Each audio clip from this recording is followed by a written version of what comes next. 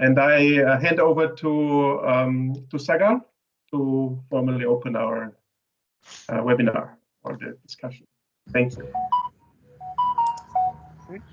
Thanks, Alex, and hello, everyone. It's 3 p.m. in Kathmandu. Greetings from Kathmandu, and thank you very much for joining us. And today we are going to listen from our consultant Mika. So last time we had a national workshop here, and our field work, and there's some kind of findings. So it would be very interesting to listen from the experience of Nepal. So without further delay, I would like to hand over the presentation to the Mika, and maybe we have time to listen and the questions and many things at the end of the presentations. Over to you, Mika. Thank you so much. All right, welcome everyone. Namaste and karibu to Kenya. I'm.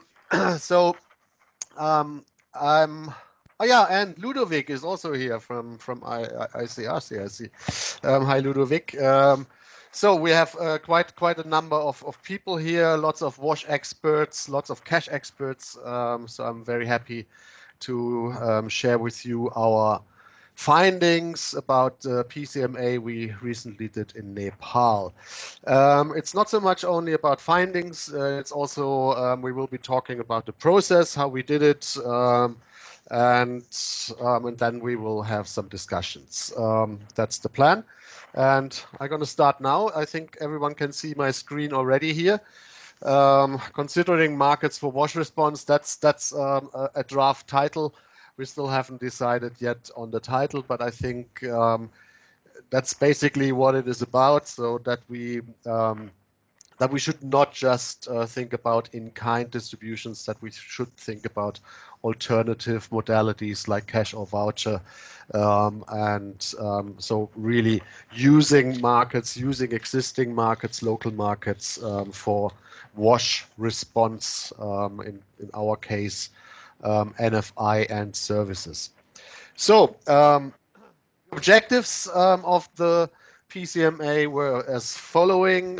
First of all, we wanted to identify market, or through the market analysis, appropriate humanitarian response options to meet wash needs, with a particular emphasis on market-based programming activities, as I just mentioned. And of course, the other objective was to strengthen the market analysis capacity of Nepal Red Cross Society. Hence, that's why we had the training, and that's why I went there to kind of coach them during the process, and I'm still involved in finalization and reporting issues. So that's the two main objectives of the training, or of the PCMA, of the whole kind of process we had there. So the markets we finally selected, and that was quite challenging and quite ambitious. So we were looking into soap, bathing soap and laundry soap. We were looking into female sanitary pads.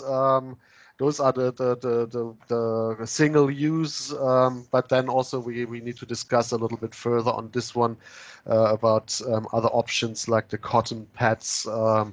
Then we looked into ORS, chlorine solution, hand pumps that came out somehow during the PCMA. We realized we were looking first into kind of the service of the pump mechanics, and then realized, okay, we also have to look into the material, the hardware. So we were looking into the hand pumps. They are mainly imported from India, and PVC pipes, which are locally produced in Nepal. And we were looking into latrine slabs and rings, and that also includes the service. So really, most of the time, the latrine slab and ring producer is also the service provider, who is then installing the latrine. So it was quite ambitious in a short time, and in 4 districts. So let's see. I mean, it was good, and it was a challenge, but I think we did very well And let's continue. So we started in Nepal after my arrival. After a quarantine time I had to spend there, then finally we met on the 29th of March. We were able to start with our 3-day training, and we were going through basics about markets, market analysis. Then we were looking into how to select the critical markets. We were doing some market mapping, talking about the important issues like who is involved in the market system, etc. We were looking into how to measure market assessments, or what we measure in market assessments. Then we wanted to understand the market performance and how to analyze the data. And we were looking into market-based programming for WASH, which there's the 5-day training I'm also involved in, so I took part of that one, and to kind of show them some of the market-based response options we could consider. On the 3rd day we started preparing for the fields, talking about questionnaires. I mean, so we had to, well, first of all, we wanted to also have the key analytical questions. What is it really what we want to find out? And then also finalizing the questionnaires, setting everything in Kobo for data collection, and doing the action plan, logistics, admin, booking flights, etc. So that was all done also during this 3-day period. So after that, the 3 days in Kathmandu, we then left for the field. First of all, now the key analytical question. So that was what we wanted to find out. Does the market system have the capacity to meet the needs and services people need in sufficient quantity at a reasonable price? And our scenario was, of course, the flooding scenario. That's along the Indian border. We picked province 2 in Nepal, and within province 2, 4 districts, which were hardest, or mostly hardest hit by the 2017 heavy flooding, and also experience annual floods. Not so severe, but I mean, they live with floods. And we also wanted to look into, okay, which types of market-based responses are the most cost-efficient, effective, and feasible. So those were the key analytical questions. Very crisp and straight to the point.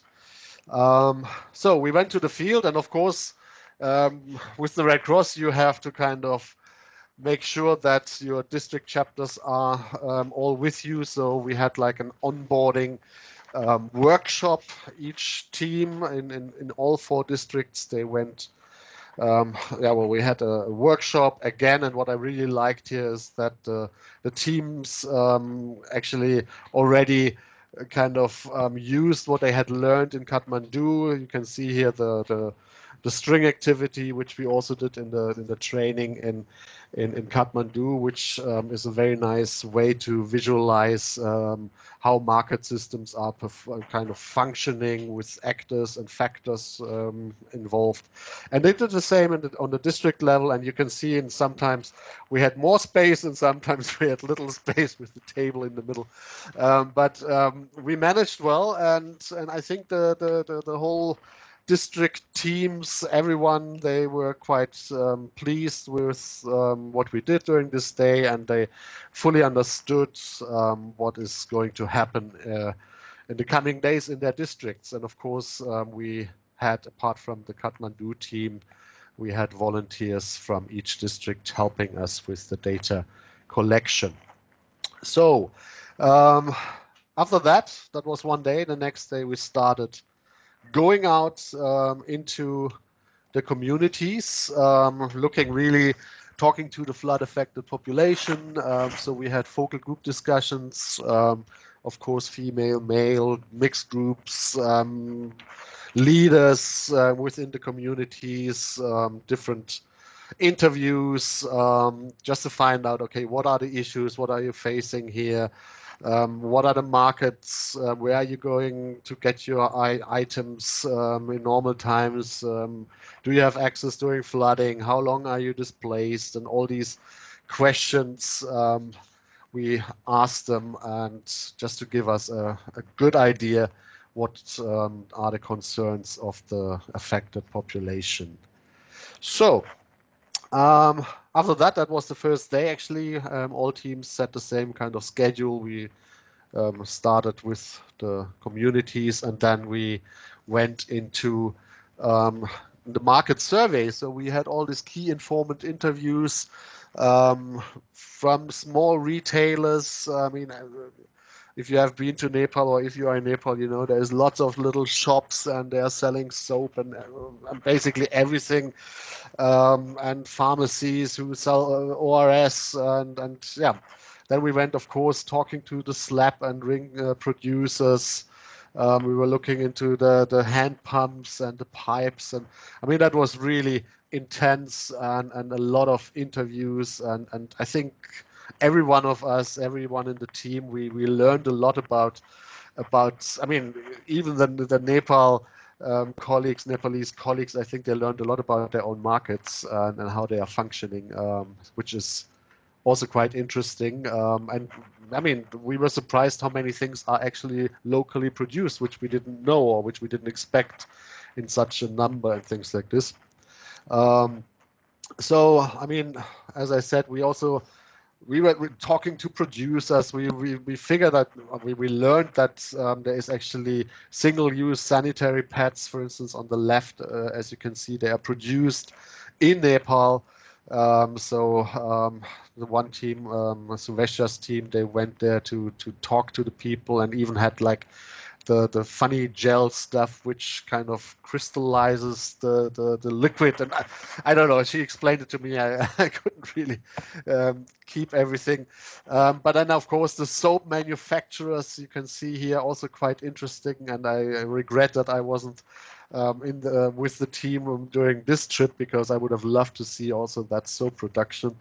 But then also, yeah, other key informants like the Chamber of Commerce, as you can see, a little bit more formal.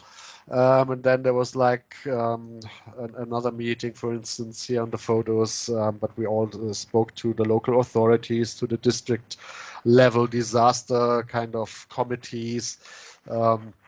So that was all done. So we interviewed also other NGOs in the areas and UN agencies.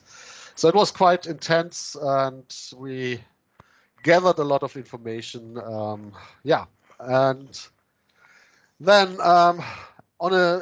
first we started every day with updating each other, but when we also realized it's probably better to kind of update each team, and of course Amar in every second day have like an hour, 1.5 hours evening debriefing about the key findings, what we learned, what we were planning for the next day, what we did during the day or during the past days.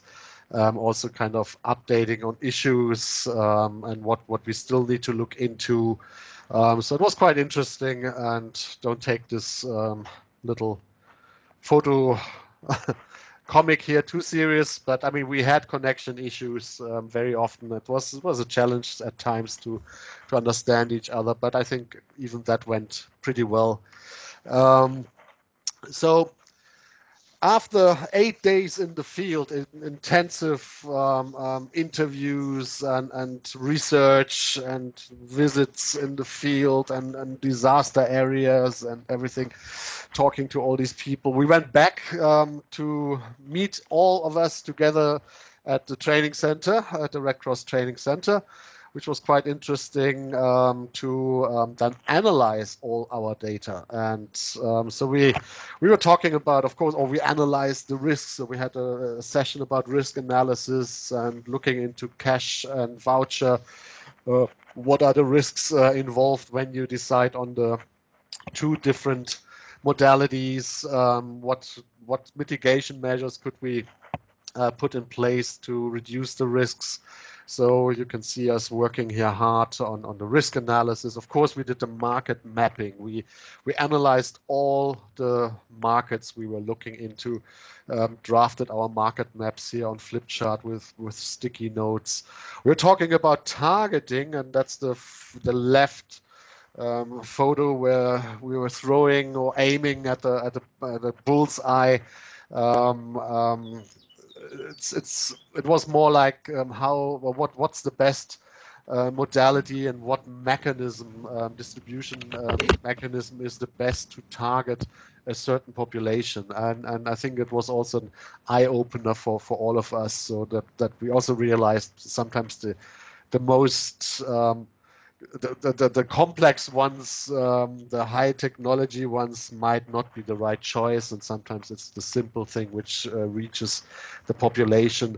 We learned that. Then we did, of course, a gap analysis in the region. Okay, what are the needs during, for instance, what were the needs in 2017? What are the needs per month? What would people need? Is the market able to supply the higher demand during this time, or not necessarily higher demand, but is it able to supply? And of course, we were talking about response options. So we had a response option analysis, went through different modalities and mechanisms, and looking into the pros and cons, and is it feasible to do X, Y, Z? So that was also very hard work for 2 days. Again, before we then went back to Kathmandu and started working on our reporting and things like this. The last kind of analysis parts, and it's still ongoing. I mean, we haven't really finished the whole process, but I mean, at this stage, we were able to draft a report, and the most important things were done. The market maps were produced. We had everyone. I mean, I think every team had a very good idea about not only their own markets they were responsible to analyze, but also all the other markets. So I think we have now a very, very good knowledge about those items and services we were assessing during the period we did the assessment. This is an example how the maps will eventually look like. I just picked one. One was the hand pump and pipes and services. How the market is functioning with the disruptions, etc. That is the emergency situation, and so that's how they will look in the report. So very clear, and yeah, so that you know what to expect when you get the reports. Just an example. And the key findings. So, I mean, that was quite interesting. What we realized is that markets were very well functioning, and even during flooding, there is no issue. I mean, they don't really face any issues in terms of supply. I mean, it's not a big problem, I would say. I mean, if you, for instance, the soap producer, they said, okay, they have, I mean, that's on district level. That's not even on provincial level, that's a district. And they had like raw material for a production for the next 6 months. They were in stock, and they could increase production basically in a couple of hours. I think in 8 or 12 hours, I can't remember exactly. They could increase the production to a total of I think 10% of the Nepalese to cover 10% of the Nepalese population. I mean, it's no issue. I mean, really, soap is available. It's really crazy. So there is no issue about this. And even during flooding time, since people are not really displaced for a long time, sometimes they may have a few access issues for about 2 days or something, where they may not get to the nearest market, but then it's not really an issue. And if they get to the market, soap is available, and for instance, but also the other items, everything is is there in numbers. It's just a short access issue on basically on the population side, on the affected population side, but only a very short period. So that's the main key finding I think we had. Also prices. There is not much of a change. There were just a few minor changes between retailer and customer, but the whole supply chain before, from the manufacturer to the wholesale, even import whatsoever, the prices are stable. It's really just probably there is a little bit of an increase, but it's tiny sometimes on the retail level. And then, yeah, access to markets is given even during floods. We spoke to people and they said, yeah, normally we go to the market, which is like 5 or 6 kilometers away. It was like a big market area. During floods, this site is blocked because it's flooded, but we have another access to the next market, which is probably 10 kilometers away or even less. It's just more convenient to go to the other one during the dry season, but in floodings, they have access to alternative markets. So, and some people they say, well, we could just go to India. I mean, it's at the border to India. There's a lot of cross-border activities anyway. So, alternative markets, access to alternative markets, if your usual market is blocked, is also given most of the time. So again, not a big issue. I mentioned already the displacement. Usually it's 1, 2, maybe 3 days. I think in 2017, some people, really just a few IDPs, they were away from their home for 1, maybe 2 weeks. Also not a big issue. And one thing really, what people said is, if the water is below knee level, they stay. If it's above knee level, then they move. So it's quite. They live with floods. They know what to do during floods, and they really only leave the place, leave the village when it's really severe. Yeah, and then I think we should in future consider cash or vouchers because markets are functioning, market access is given. I don't see really need to distribute in kind here. But then again, this depends a lot on the beneficiaries' preferences. Some people may still want you to deliver in kind because they think, well, I have more important things to do than going shopping during floods. I don't know. So I'm happy if you bring it to me, or some issues concerning cash. I think the Nepalese government, they are also not yet really 100% with us in terms of cash as an option. So there needs to be we need to do some advocacy work here. And vouchers is always an option. And I think even the Nepalese government, they don't mind vouchers. It's just a question whether it's a commodity or a value voucher. But these are things they can be discussed. And as I said, it depends really a lot on your objective of your program. What do you want to achieve? And sometimes you may prefer to give people a value voucher and sometimes a commodity voucher, depending on the outcome you want to achieve. Anyway, so that's the main findings. We still need to talk about the response options. This is just a draft, advantages, disadvantages, some of the key risks. This is how it will look, just to show you. Also in the report, we will have a list of different response options with advantages, disadvantages, and risks and assumptions in it. And of course, the feasibility. I left the feasibility here because we were still discussing it. Is it a high feasibility or is it rather medium? I think we never finished this, completed the discussion, but we still have to think about it. And of course, what you see here is just the general advantages and disadvantages and risks. We still have to kind of add the more localized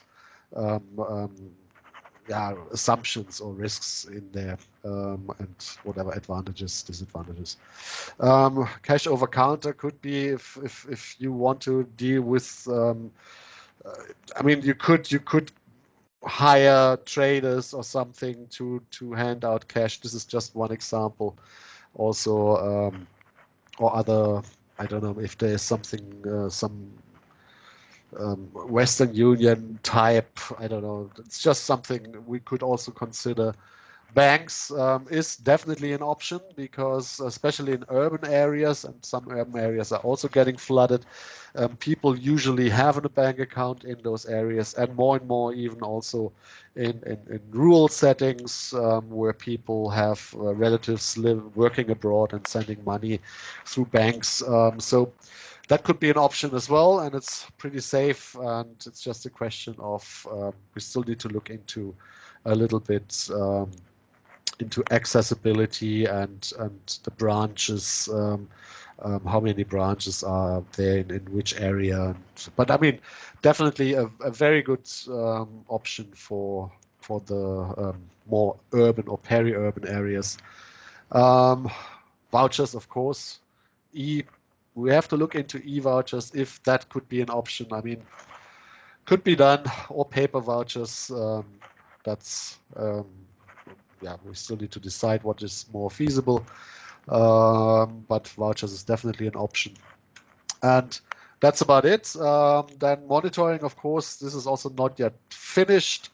There will be a monitoring plan, how often we should monitor prices, accessibility in all the different markets, marketplaces on different levels, talking to the consumers, going to the field. But I mean, since prices are more or less stable, since availability is more or less given, I don't know, maybe every 6 months, just to kind of check, has there been a change? Maybe it would be probably a good idea also to after the monsoon, maybe check if prices have changed, something like this. But this still needs to be discussed a little bit more further. Anyway, and then of course the data collection, who should do this? I mean, we cannot leave everything to the Red Cross. It's a whole community, a humanitarian community, so it could be something. The burden could be shared maybe among participants of the WASH cluster or the WASH sector group, whatever you have, technical groups, that you share the burden, and then other different people collecting different data. However, there should be someone should be responsible and to collect and to manage everything probably within the Red Cross Society. Anyway, and then there's triggers we need to think about still. Okay, if there's an extreme change, then we may have to see. But I don't see this coming. But I mean, this is just some examples again which we could think about to add. Right. So questions. The presentation would be over at this point. So if you have questions, I'm open to answer. And of course, the team, whoever is involved, was involved and is present, they are also happy to answer you. Mika sir, there is a question from, there is a hand raised from the Ramesh ji. Yeah, okay. Please. Hello, Mika. Hi. Thank you very much for your nice presentation. CBA is not an easy task, and the market assessment is also very challenging. I found the cash modality, that is voucher or cash, in your presentation. And basically, based on our experiences, because this year, in 2020, we have a DRAP flood operation, and we distributed cash about 2,000 household. Okay. And there is basically the challenge we faced is the due to the delivery mechanism, and that is also we faced difficulties in the reconciliation of the beneficiaries because this year basically the flood operation that is in the landslide hit areas, and that is also the geography and remoteness was already there. Yeah. So based on our, and we also did the PCMA in the draft operation, and the main thing, then issues I raise here, maybe the delivery mechanism, that is the very important for us in our context, because the government is also hitting or also raising the question in the delivery mechanism, because the cash in hand and cash in envelope is always there is some issues. There is also the like some blaming from the government, like misuse of the cash in alcoholic or other areas, not in the directed in our objectives. So what is the like some recommendation from your this PCMA? What will be the maybe like a voucher is maybe the best option for the delivery? There is a cash or commodity already you mentioned. Yeah.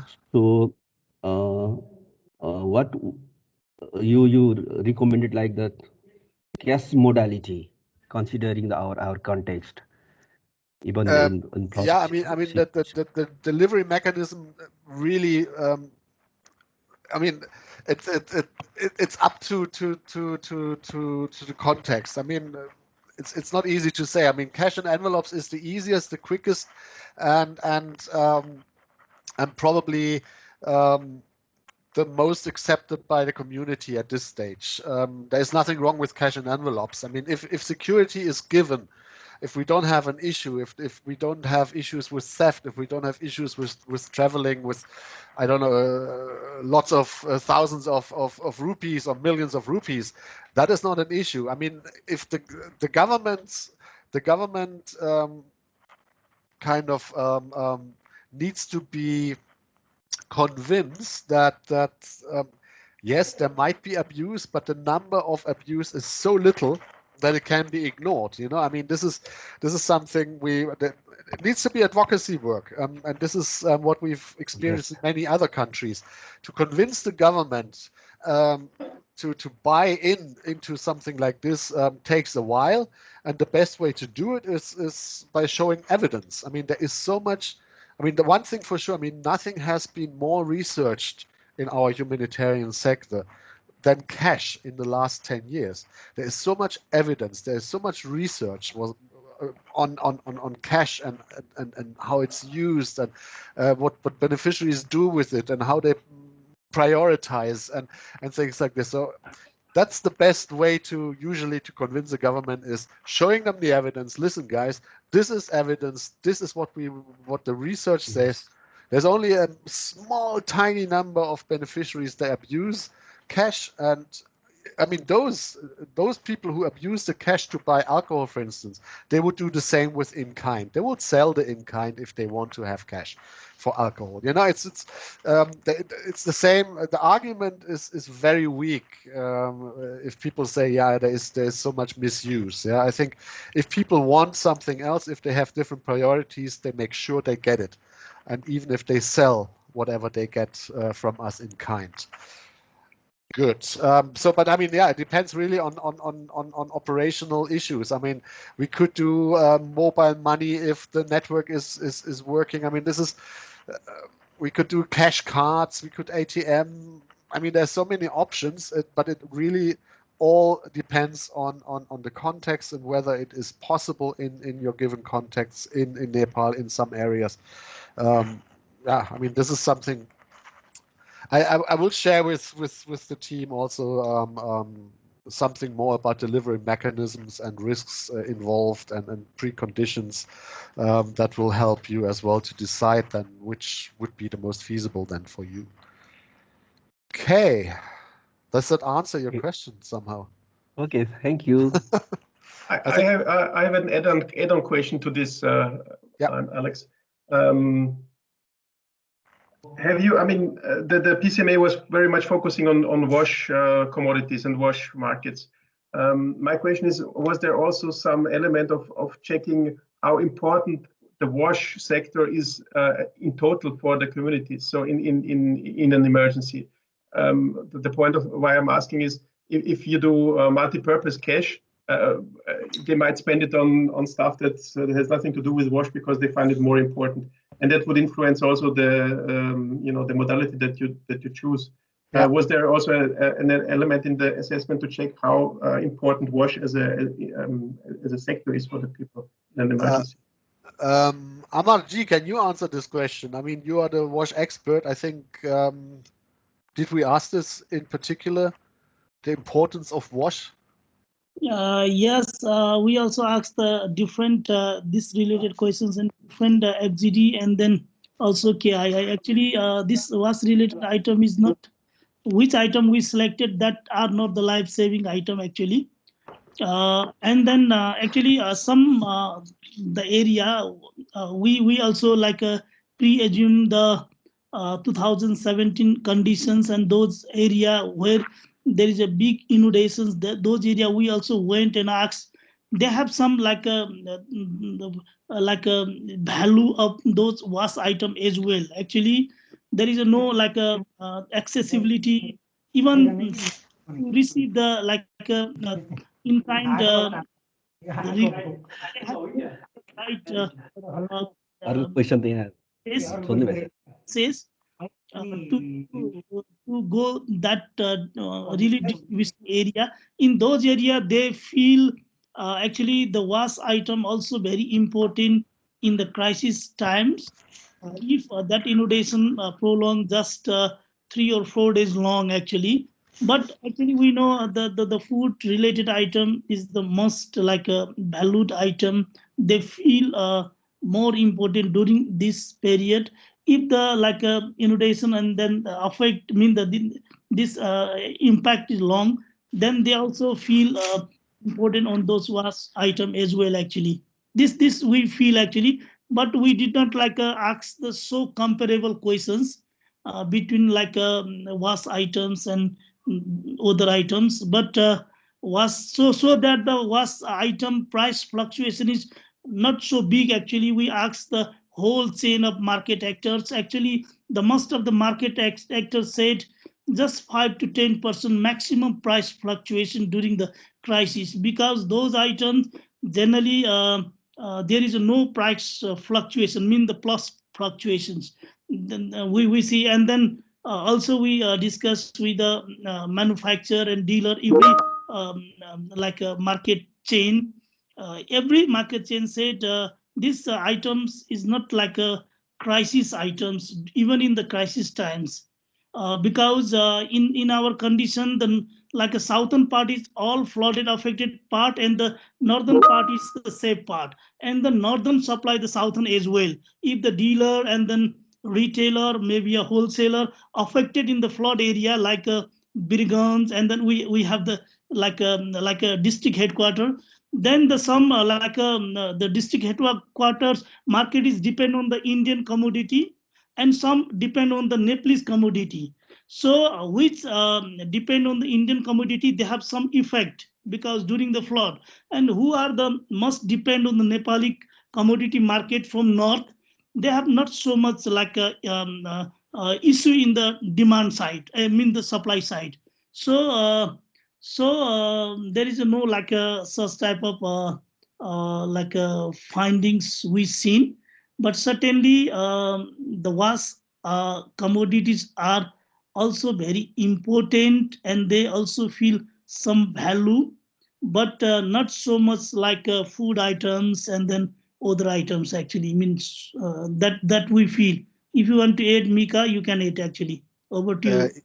Yes, I want to add the one issue about the ORS. That was quite interesting because people are actually using more ORS during the summer months or during the monsoon time because of the heat and things like this. So there is definitely a demand and people are using it. So I think yeah, I mean they prioritize also on those issues. I mean they know exactly, okay, ORS is good for me if against dehydration and things like this, and they do use it even during probably dire dire times, when they have issues. But I think that is also one thing to mention. And yeah, as I said, I mean, and then also the period of the stress period is rather short. Yeah, I think that's also something to remember.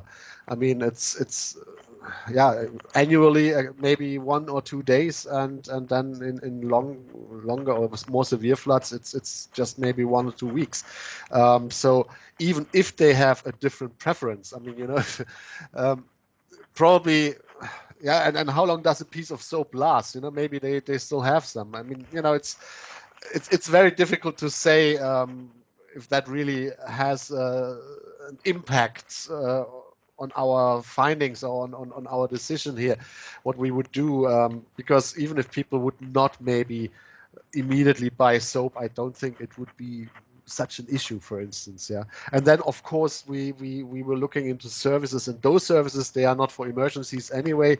The whole latrine business and hand pump business, I mean, that is during the recovery phase. And the NFI, we were looking into the wash NFI. I mean, they are available and people are using them throughout the year. And yeah, I think there is not such a big problem during crisis we are facing. I don't think it's that people have changed their priorities that much. Or let me put it that way. I think they use it anyway during the whole year, and if there's a crisis or not.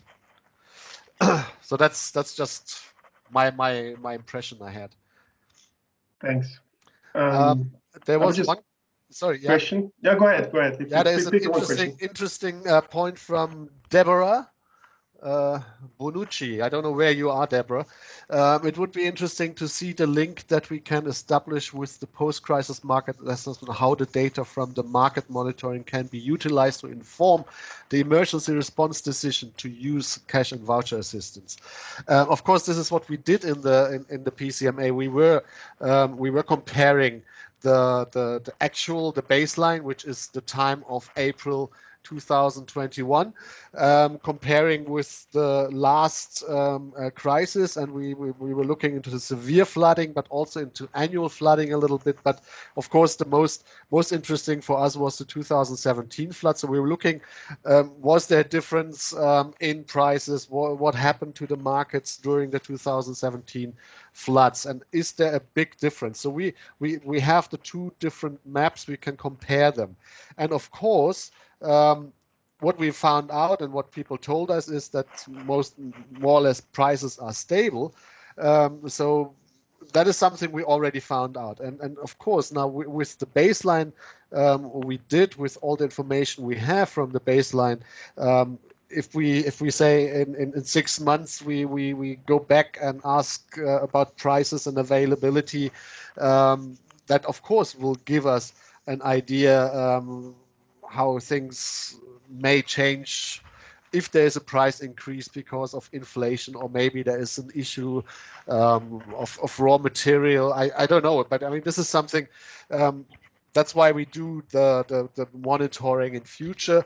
But as I said, it seemed to be a very stable market, everything we were looking into. So I don't think even that there is a big problem. Or let's say, I mean, there might be a slight increase, as we said, on retail side, but I mean, we were talking about really cents. I mean, if it would be euro, it would be maybe 5 cents, more for a piece of soap or something. If the normal price would be €1 or $1, it may be 5 cents more expensive. So I don't think that has such a big impact on your CVA response option in an emergency or after an emergency, after a crisis. I don't think that is such a big issue. So if we would agree on a minimum expenditure basket for wash, we of course we should look into issues of inflation and add maybe a certain, 2% inflation and things like this. So I think we could cover, even if there would be, we would cover the higher price if there would be an increase. I think Yeah, since it is very stable, we are not talking about seasonal products like food production or something like this, where you may have higher fluctuations during harvesting time or post harvesting, and you know, I mean, this is in food. It's definitely more severe than for instance in wash. I hope that answers your question. There was a question from David. Maybe I'll just read it out. Great presentation. Question for NRCS. Having now undertaken the WASH pre-crisis market assessment, if you were asked post-disaster, would you now be comfortable to do a rapid assessment related to WASH without much external input? Also, do you plan to do more PCMAs and how frequently? For example, to keep up your skills or to train other branches? So maybe probably Amar is.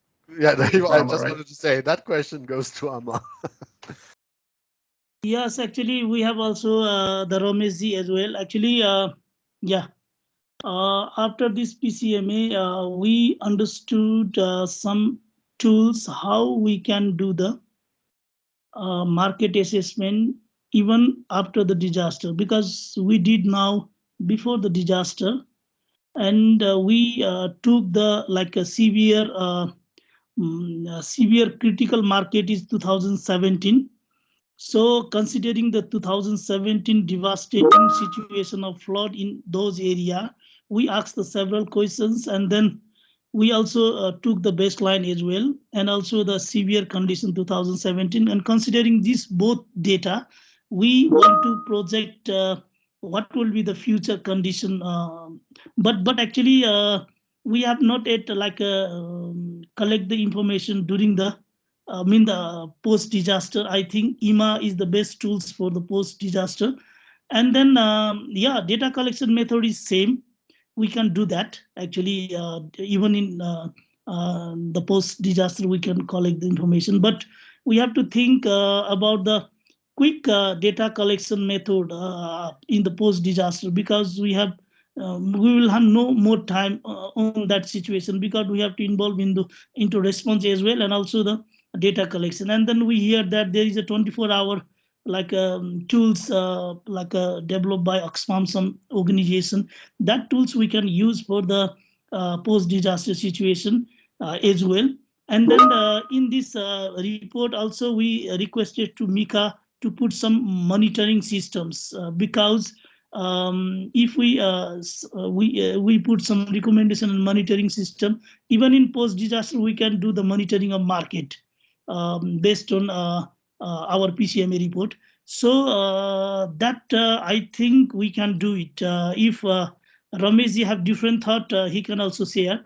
But yeah, we can do it actually from the national side, with the National Society side as well. Yeah, over to Ramesh. Yes.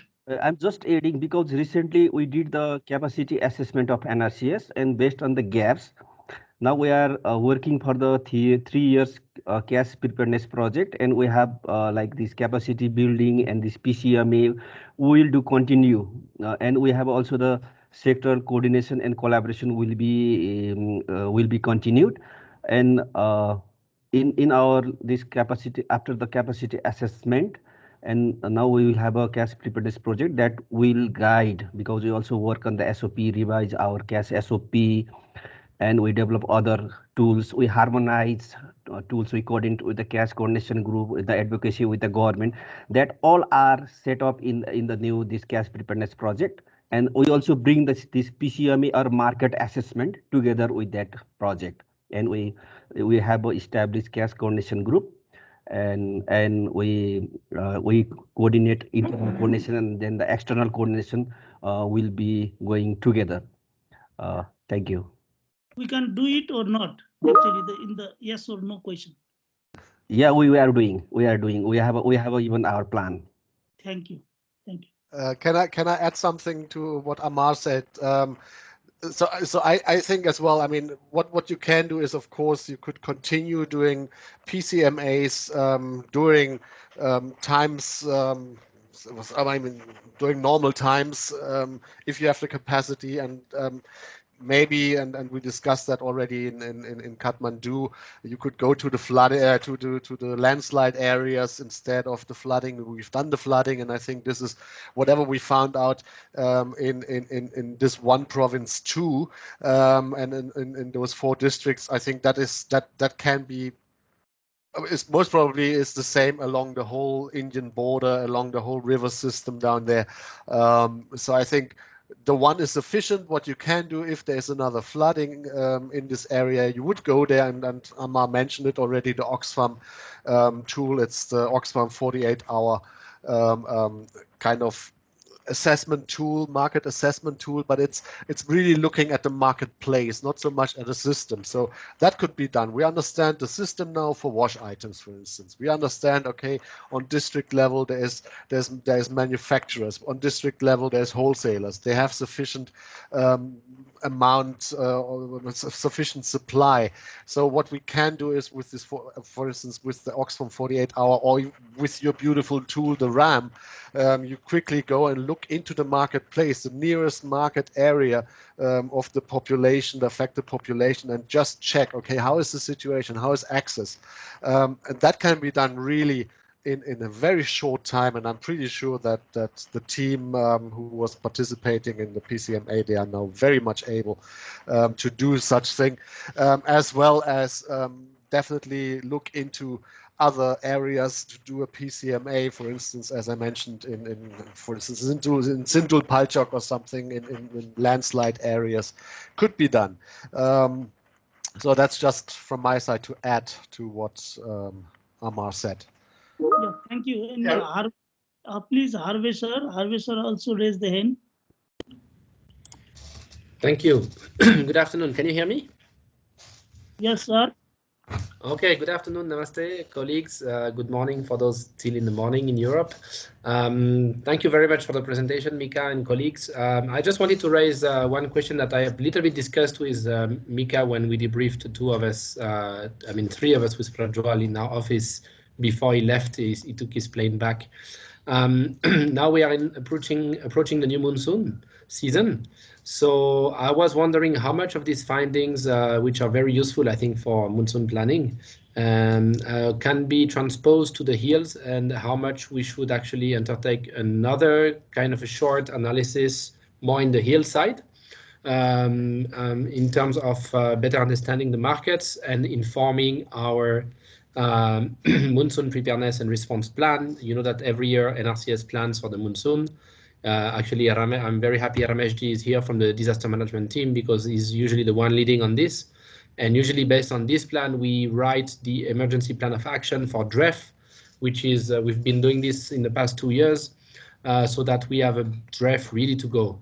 Now, I think with this data, we can very much discuss and see the different scenarios in terms of floods in the Tarai.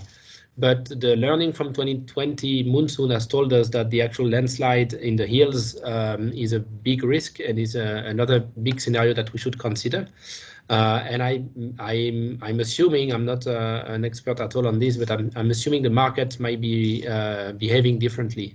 And these other issues of access and transportation and road and so on. So I just wanted to raise this issue, and also that's more for maybe Mika, and then for NRCS colleagues, whether you think it would be feasible, and I'm thinking maybe to do it together as part of this cash working group, as a joint effort, you know, with the disaster management and the WASH people, and maybe livelihoods also, to a little bit go into the hills and maybe select 2-3 districts and have a bit of analysis to inform our monsoon planning. So I think time is a bit short because we only have 8 to 10 weeks, but I think it might be worth an exercise to be better prepared. So just yeah, some thoughts and recommendation over. Yeah, okay, thank you, Hervé. Yes, we discussed it before I left, and I think it was very good that we had this discussion. I also agree with you that the landslides are probably more of an issue, and this is one thing we learned. So the whole PCMA we did in the flooding areas was useful. We learned that it's not a big issue there, and I think that's already a very valid information. what we do understand now in terms of our WASH NFI in particular is that the market is functioning. The market system in Nepal is functioning for all these NFIs we were looking into. So yes, this, I think we could use this information also in the hilly areas. All we have to do, and you mentioned it rightfully, is of course it's a different scenario, and we will have more access issues. Access in terms of roads are blocked, maybe because of landslides, so transport will be an issue.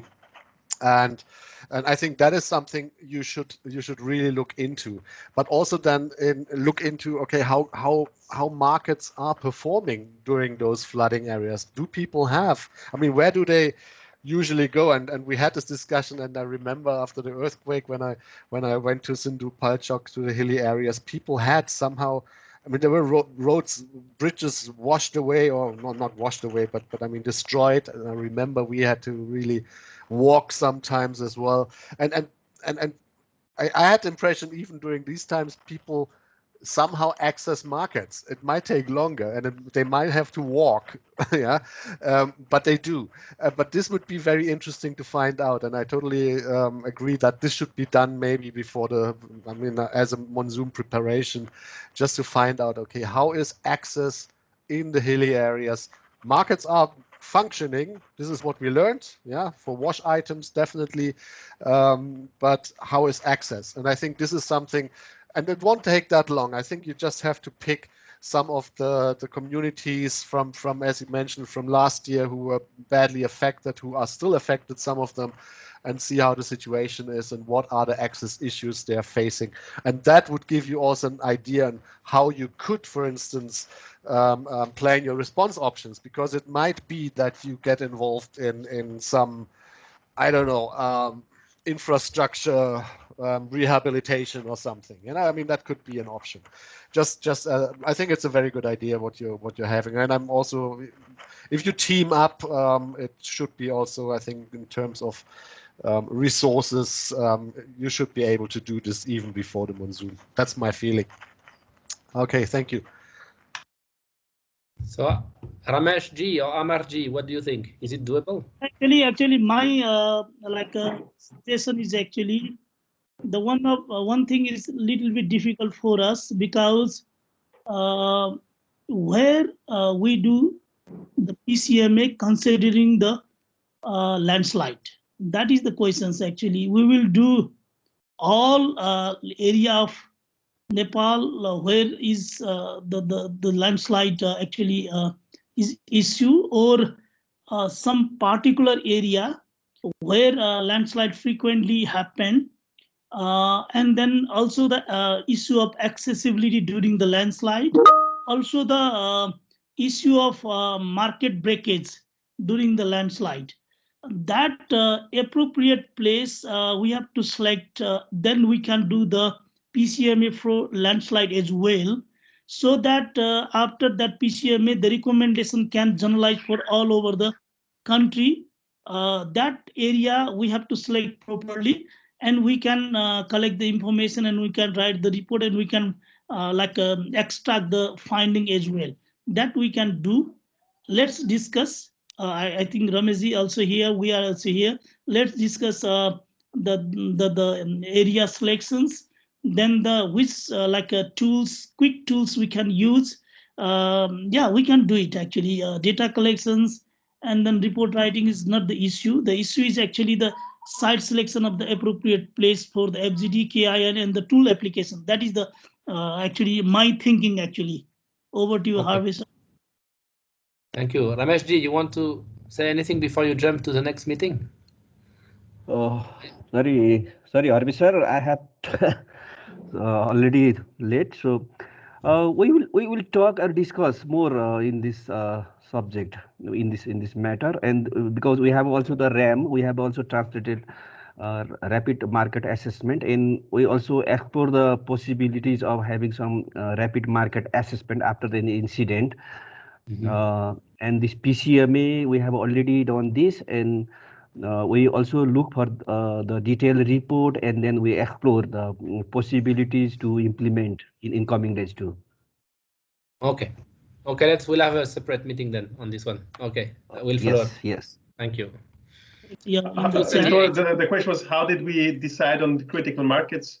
Was it only hand pump from supply side, or any other market systems assessed? And with another question on response options, is multi-purpose cash assistance considered? How is wash outcome could be included in this?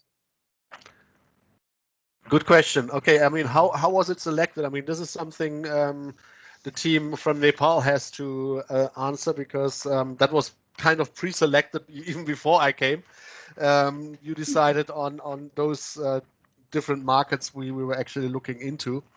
But yes, I think it was more on the supply side. We didn't really ask from the on the beneficiary side. But we found out that most people do have access to a hand pump. I mean, most households have their own, and if not, they have access to the neighbors or something. So they have access to kind of protected water, mostly to hand pumps in the area. So that's something we found out. And of course, what after flooding, what needs to be done is, they flush it, and then if it's still functioning, then they continue using the one they had, and otherwise they have to drill a new one somehow. But this is something I didn't really look into, but I think the team, they decided on why they would look into that particular market, and then.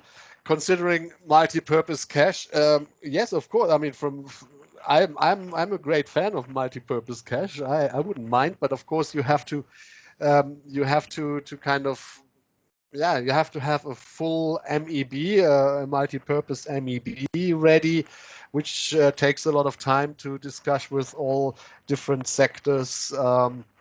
But once you have done this, yes, of course you can do it. And wash outcomes. It's a question of how you monitor afterwards. I mean, it's all your post-distribution monitoring in the end, because that's the only way to really kind of check on your wash outcomes. I mean, that's the tricky part. I mean, and that's not only for wash, of course, that's also for food security and things like this. The only way is really to go out afterwards and ask people. Also go to retailers, ask retailers, have you was there a decrease in soap in soap sale after the crisis, or was there an increase, or was it stable? I mean, if it is, I mean, that gives you a good answer already. I mean, if there was a decrease, then you know, okay, people were using the money for something else. If it was stable, then you know, okay, people are still using it for whatever is needed. And if there is an increase, then probably they had a higher demand on soap and they were using it. I mean, it's all based on trust, of course. You have to ask different people, different actors, including the beneficiaries and the retailers, and then kind of find out somehow I mean, you have to analyze, okay, what was the part on wash, what was the part on food security, what was the part on, I don't know, shelter issues, so many things. That's the tricky part. I mean, this is the whole discussion we have in the whole cash and voucher community, how to measure sectoral outcomes in multi-purpose cash. I mean, this is just the tricky part. We have to live with that. But it's possible. I mean, it's never 100%, but it is possible. Actually, I wrote my comments. Hi, this is Subhadra. Actually, I wrote my comments to the comment section that was related to the district selection for the PCMA for the monsoon preparedness plan purpose. So. Oh yeah, I see it. The government of Nepal has identified few districts already, and I think Hervé, you mentioned to me also that there's like satellite kind of monitoring of landslide areas, isn't it? So there is a mapping of all these areas is available. So I think you can really use whatever the government has done already and those satellite images. And I mean, Hervé, you are already thinking about it anyway. So I think you are well prepared for that, isn't it? Yeah. I mean, the Durham University has been doing a lot of landslide, how to say, risk assessment and analysis, and there's a few researchers as well. So the government anyway is going to come up soon with the scenarios for the monsoon. So usually we follow the government scenarios. So of course there is always a scenario of big flooding in the Terai, but there is also increasingly scenarios around localized landslides in the hills. So I think, that is going to be my key recommendation to disaster management team and also the National Society in general. I think this year we need to plan across the two scenarios. The flood in the Terai and the landslides in the hills. And we have, for each of the scenario, we need to identify a little bit of what would be the key humanitarian needs. And then based on also the market assessment and so on, what would be the response options. And that will put us in the best position to have a prepared plan of action in terms of launching a potential draft or seeking some support to the partners. So that's my idea, but I need to work on this with the disaster management department and all the different departments to come together and do this as one team. I think if we do it as one team with all the different sectors, it should be easy to manage that. So I don't think it should be a very cumbersome process. But my point is that if we need to go quickly and catch a few data in 2 or 3 districts where we know there is a lot of landslide vulnerabilities from past years and from the research, I think it's a kind of a no-regret approach in terms of being more better informed as we approach the monsoon. Over. Yes, thank you, Harvey sir. We are ready for be a part actually. Yeah. Great to hear that. Okay, thank you very much. I think it's time to wrap up. If there's any last thoughts or last questions, I think we have covered most of the questions in the chat box or most comments.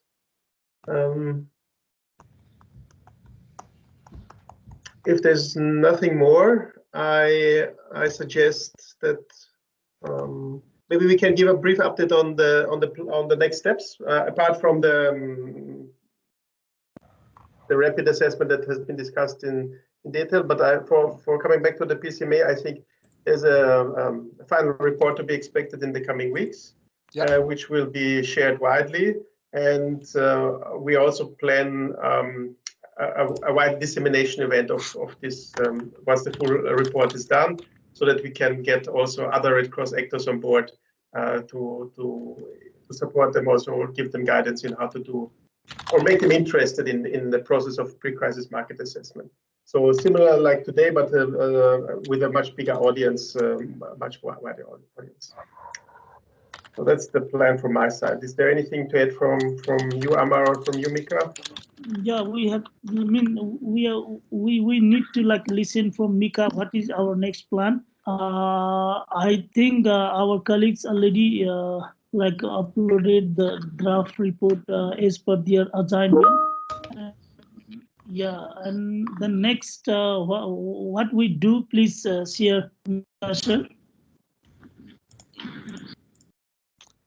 Yeah, I'm still.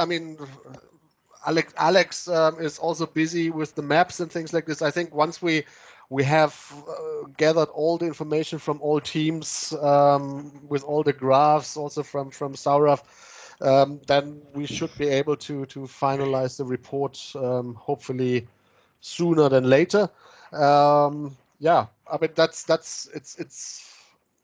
it's just like I've continued working on the report, also changed a few things already which you haven't seen yet, aligning some of the graphs and things like this. But anyway, from my side, I think there's it's just like the question, okay, what else do I have to provide, because there's also still a lot which I address to you, Amar, about background and for instance the selection of the critical markets and things. This is where I would expect you to give us some input. But anyway, yeah, I think everything else is going well, and hopefully in the next weeks we are done with it, isn't it? Oh, thank you. Thank you. And my last, just request for the Sagar sir and Harvey sir. I think if we want to go the CBA, then we have to also lobby for our governance to put some clauses in our finance and the procurement rules related to CBA. Otherwise, if we procure the CBA service from any finance institution or other, then there is some criticality through our financial system. So this is the one of the critical point we also identify as a team. And then this is the right forum, just explore. And I think our Red Cross also revising that financial policy. I don't know clearly. So we have to a little bit to push our team or governance to put some clauses related to CBA, because CBA is one of our response options, methodology. So this is the right time to just push. This is my just remind. That's all from my side. Okay, I think these were good, nice last words from you, Amma. Thank you very much. And we'll keep you updated. I will send out the recording of this session, and once we got the final report, I will send it out to all of you who have participated today. Thank you very much. Have a nice evening, nice weekend.